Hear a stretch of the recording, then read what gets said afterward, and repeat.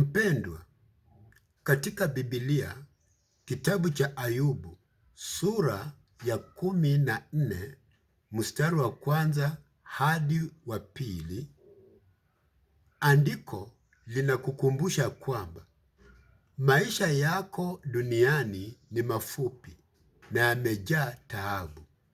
Siku zako duniani ni chache na zimejaa mateso na mauti, kwa sababu umezaliwa kwa mwili na si kwa roho.